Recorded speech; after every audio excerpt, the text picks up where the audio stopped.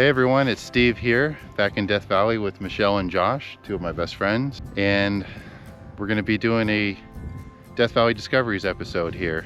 We're parked at the Crystal Hills, and what's everyone thinking? Everybody ready for today? Ready or not, here we are. Yeah, it's cold. It's really cold and windy. Yes, it is. So yeah, it is early November. We're all bundled up, as you could see. And I'll tell you about what we're gonna do as far as hiking out here as we get going. We wanna get moving because it's so cold. But hope you enjoy this episode. We've just started backpacking down from the Crystal Hills parking lot. But I wanted to give you a little update on our pack weight. We're doing an overnight route here. And so we've had to do a water carry. And that means our packs are heavier than normal. Michelle's is at 24.5. yeah, she's got 24.5 pounds. And then Josh's pack is at 51 pounds if you include the extra gallon of water he's carrying. And my total weight comes to 58, including this. So I'm used to these heavy water carries, but the first day is always the roughest. When I'm hiking out at the Crystal Hills, I always turn off that main old road onto a burro trail. There's several of them, in order to help provide a little bit of shortcut to get out to the Crystal Hills, although we're not going there today.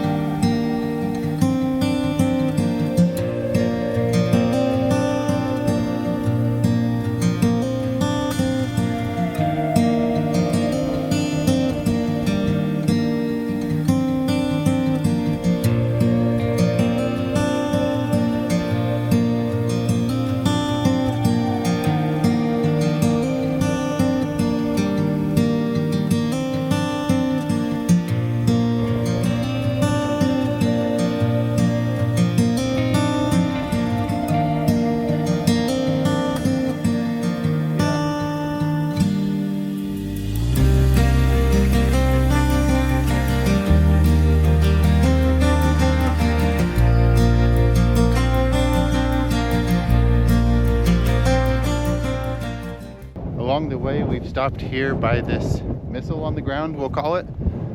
And this was a spot that myself and Michelle and two other friends visited a couple years ago. And it was a neat find, and on our way en route to the Crystal Hills to stop by and find this. And it's still here, nothing's changed. But just a cool little relic to find here in the middle of the desert along our hike. Our first main destination today is going to be Dry Lake, which we can see there in the distance.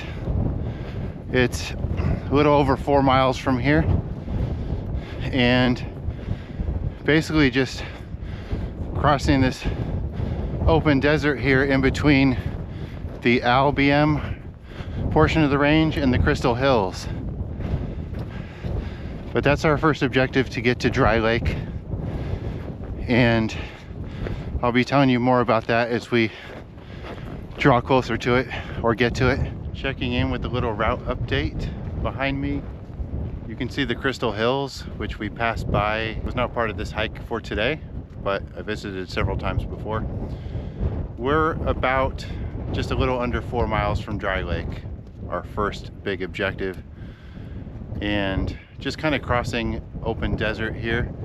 Not a lot to show you, plus it's very windy out. It's kind of hard to talk and hike with these windy conditions. But real excited to be getting to Dry Lake for the second time in my life here in a little bit.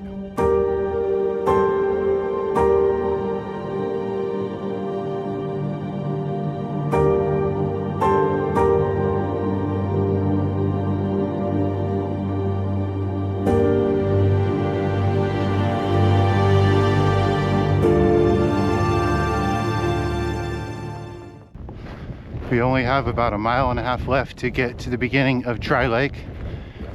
And that's going to be behind the hill you see in the center of the video there. So we need to work our way around to the right of it. This has been our view off to the right.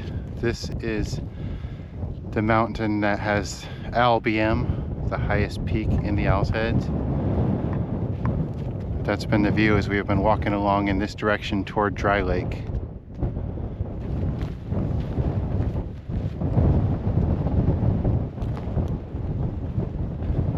As we approach the beginning of Dry Lake, we finally got some better terrain. Several hours with some rough terrain. Still quite windy out, but we're excited to be getting to Dry Lake, and then we have some history to talk about once we get there.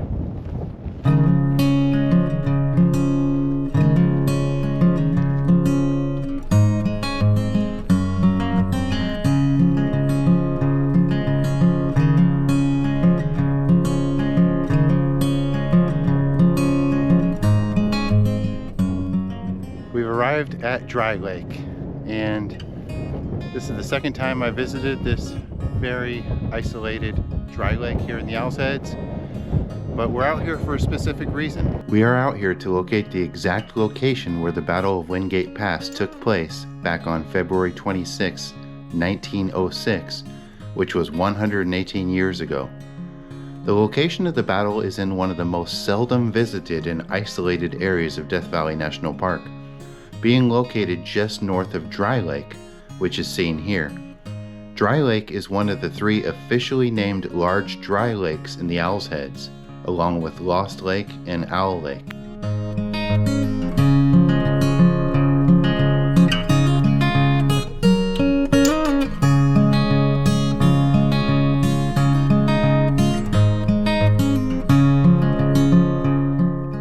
As Steve and I search for the location, let us introduce you to the characters involved in the Battle of Wingate Pass.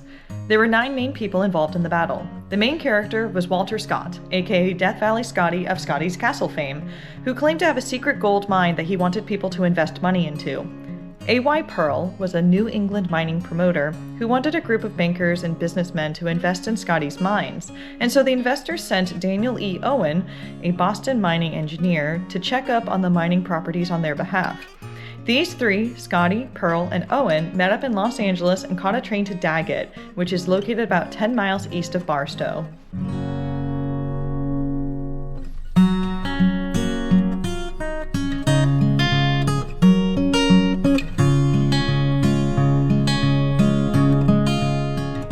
Upon arriving in Daggett, they were joined by Albert M. Johnson, well known for being the president of the National Life Insurance Company of Chicago, and later the builder of Scotty's Castle. The 5 others who joined the group included Scotty's 2 brothers, Bill Scott and Warner Scott, Bill Keyes, who is half Cherokee and a successful prospector who had found the Desert Hound mine, A.W. Delisle St. Clair, an experienced miner, and Jack Brody, described as a nondescript local character.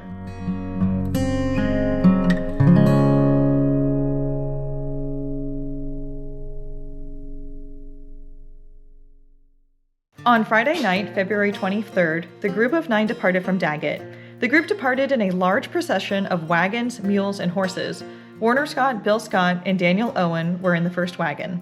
Albert Johnson and Delisle St. Clair were in the second wagon, and the other 4, Keyes, Pearl, Brody, and Scotty, rode individual horses.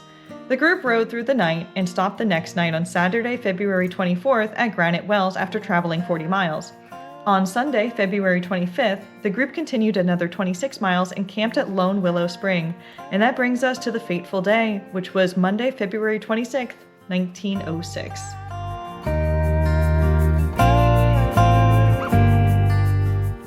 This is where things get interesting. With a potential $60,000 in investment money on the line, Scotty needed to convince Daniel Owen that his non-existent gold mine was real. Thus, his plan was to set up an ambush at Wingate Pass. He would send Bill Keyes and Jack Brody ahead of the group and have them stationed behind rock forts on an escarpment above Wingate Wash, from where they would fire shots from a rifle to scare off the rest of the group. The idea was to make the group turn around because it was too dangerous. Thus, Scotty would not have to show them his mine. Keyes and Brody were sent ahead to set up the ambush.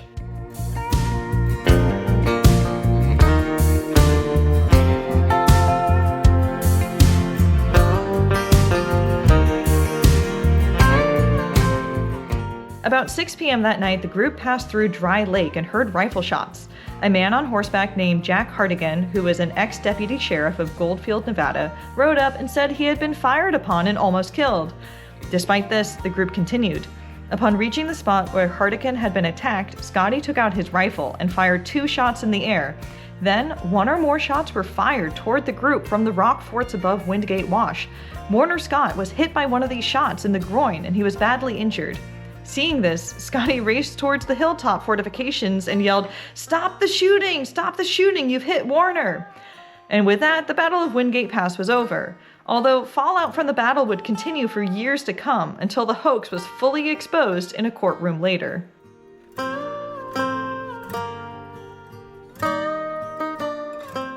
After spending some time searching for the exact location of the Battle of Wingate Pass, Michelle and I finally found it, and we did so completely on our own, without any outside tips or help. It was a moment that we will never forget. One of the most special moments I've ever had while hiking in Death Valley National Park. Well, we did it. We found the exact location of the Battle of Wingate Pass. That was really cool, being able to find that all on our own without any help, and to see exactly where that battle took place. We can't go into too much detail about exactly where it was or what we found there, but we can 100% confirm we found it. It was very special. What do you think? One of my favorite experiences here. It was awesome. Well, now that that's done, we're going to continue on, and we're going to actually backpack up over the edge of this range here and head over to the Lost Lake Basin. We're backpacking out away from Dry Lake now. We got 5 miles to where we're going to camp over by Lost Lake, and it'll be getting dark in about 1 hour. But what a great day it's been so far. Really nice view here looking back at Dry Lake. Actually, probably the best angle I've ever seen for looking at this particular Dry Lake. We're crossing over a little saddle right here, and this is that range that has LBM. And right around here, we're cutting through a canyon at the low spot in the range. Gonna backpack across this area. Heading toward this range, we've picked up a really nice burrow trail. So be able to follow that for a while, hopefully, as we did earlier in the day.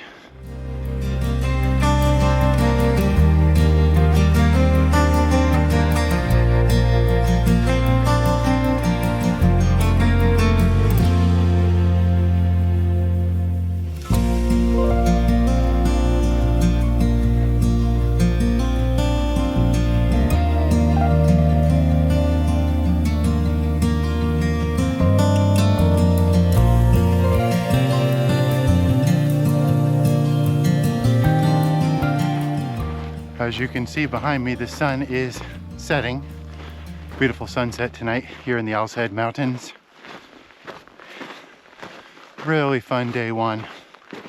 Returning to Dry Lake, which I have sometimes called Wingate Dry Lake, but the official name is Dry Lake. And then accomplishing really a long time dream to find the location of the Battle of Wingate Pass. Hope you enjoyed checking out some of the scenery that leads up to where that location is, and hearing Michelle's narration of what transpired at the Battle of Wingate Pass. Not going to be able to film much more today, but I'll show you a little bit here as we draw closer to this canyon that cuts through the range, and then head over the other side toward our campground. Just enough light to show this canyon we're getting into here in the Owlheads. New canyon for me, but not going to see much of it.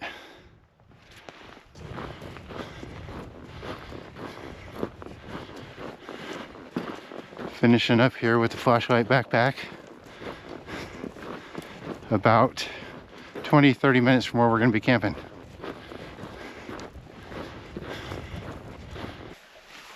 Yeah.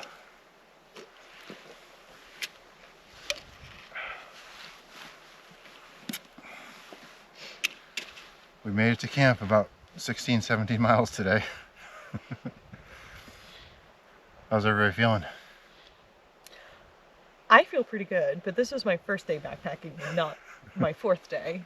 So That's true, we're on day 4. yeah, that's a lot. Yeah, I am pretty beat up. I cannot lie.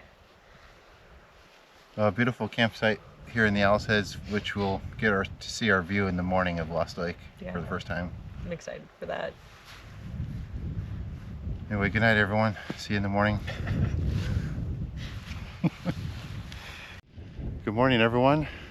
Michelle and I are back at it. We've left Josh at camp. He's gonna get a little extra rest while we go do a few things here as a morning hike. And today we actually are gonna do 4 major points of interest. So we're gonna do the most remote spot in Death Valley National Park. We're gonna do Owlhead BM Summit, and as well Owlhead BM Slot Canyon, and then Lost Lake. So Michelle, out of those 4 that were mentioned, which one are you looking forward to the most? Oh my gosh, I hadn't thought about this. I guess the most remote spot. I feel like that's a pretty cool one to have under your belt. Yeah, that's a really special place that, of course, myself and some of our mutual friends got to do, got to see, and now it's nice you're going to be able to check it out. Definitely. All right, well, we'll show these spots to you as we go. Right in the middle there, you can see the summit of Owlhead BM Peak, the hardest summit to reach in the Owl's Heads. Over 20 miles round trip as a day hike. But it'll be real exciting to be up there because I do consider this to have some of the best views in the park. Really just seeing all around. Hey, so I just noticed a carapace from a desert tortoise on the ground here. It's been out here for a really long time. You can tell it's about to disintegrate. And on the inside you can see the spine from the tortoise that used to inhabit this shell. Pretty neat find. I haven't seen this before. Let's see, that's 3 balloons in less than 1 hour.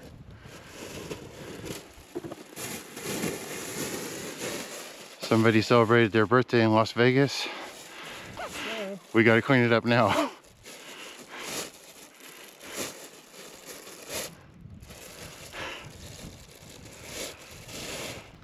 We came up on a pass and I just wanted to show the views here.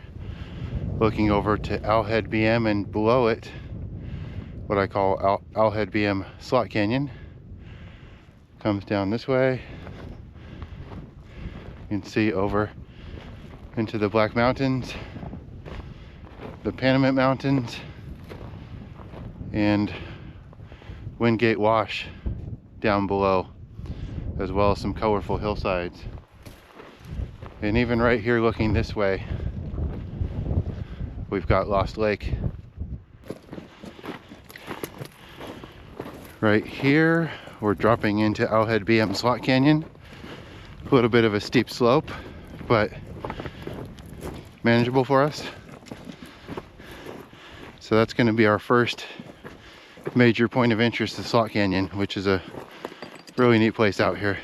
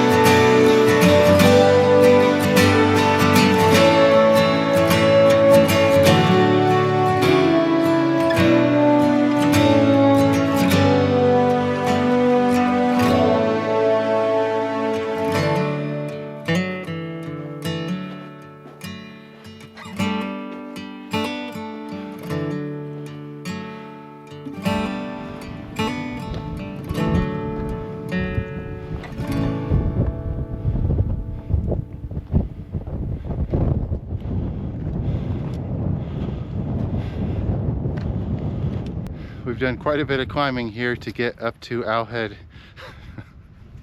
Owlhead BM. Michelle's taking a picture.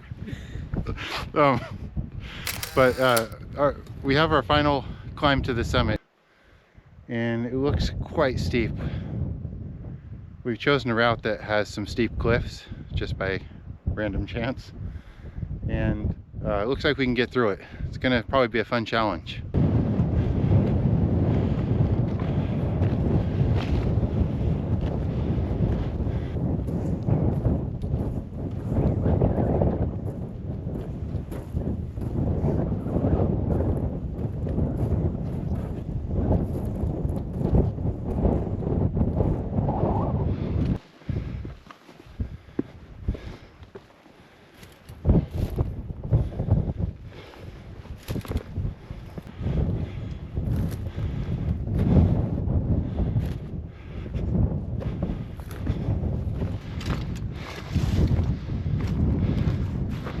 Our final few steps here to the summit.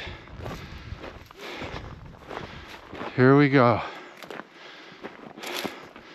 2 hours, 45 minutes from camp. We made it. We got our benchmarks here.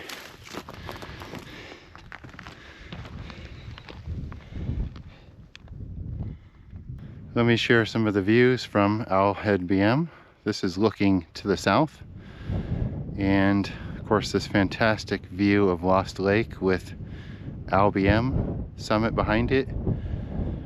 And continuing on to the west, you can see Dry Lake back in there. It's cool that Dry Lake can be seen from the summit. And then on into the Panamints.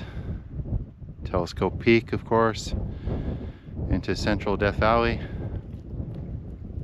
And this is due north in this direction. Continuing around to this side of the range, you can see the rest of the Owl's Heads. There's Michelle signing into the register. And yeah, just so much beauty out here. It's nice to be standing here at the summit of Owlhead BM, and wanted to share a couple thoughts about it as I enjoy this great view of Lost Lake, one of the coolest places out here. I've been keeping track of my time in the Owl's Heads because this is one of my favorite places in the park, favorite mountain ranges, and this is my 33rd lifetime day out here hiking. Couldn't ask for better friends and a better place to be. Really wonderful out here. So I'm gonna sign into the register as well, once again. Also, just one other thing I wanted to mention up here. My friend Matt made it up here back in January, and you probably saw him. That was when he was hiking with me and some friends on Death Valley Discoveries episode 8. And when the rest of our group got to the most remote spot, Matt had continued on all the way up here to the summit, something that we're about to do in reverse. So that's why you actually saw him hiking ahead of us in that film quite a bit, because he was rushing to get up here. Really hard thing to do in one day from Warm Springs Road. But now Michelle and I are gonna again retrace his steps in reverse and get down to the most remote spot.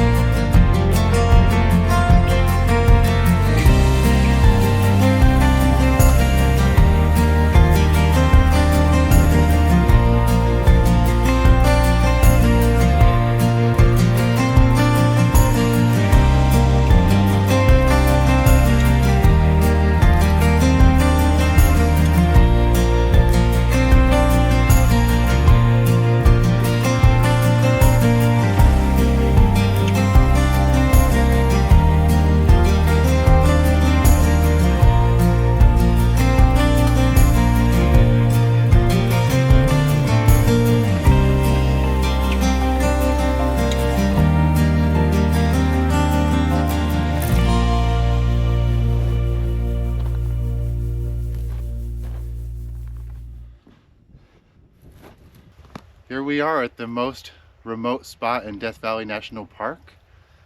Michelle, congratulations. Woo!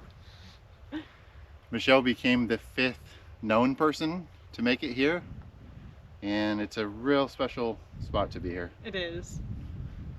So the most remote spot is the farthest point you can get away from any road or man-made structure in Death Valley National Park. And yeah, it's quite a challenge to get here. It's been quite a day. It's been a good day. Tough day, but a good day.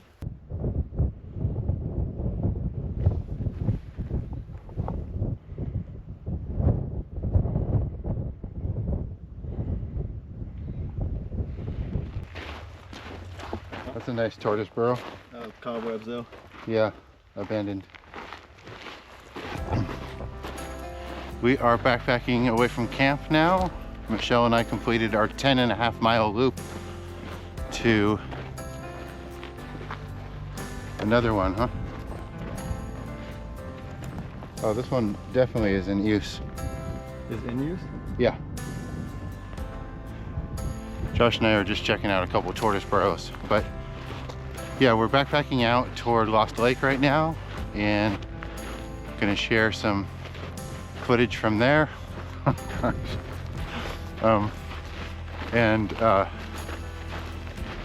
Yeah, that'll be it.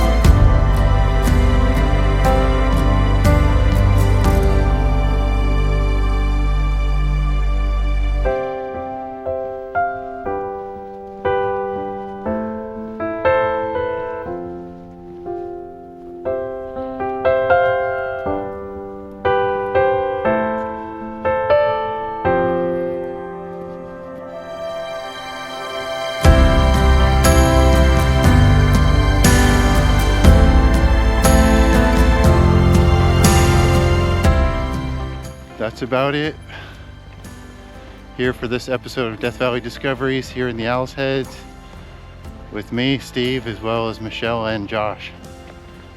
So hope you enjoyed coming along with us and checking all these amazing places out we got to see. Catch you later.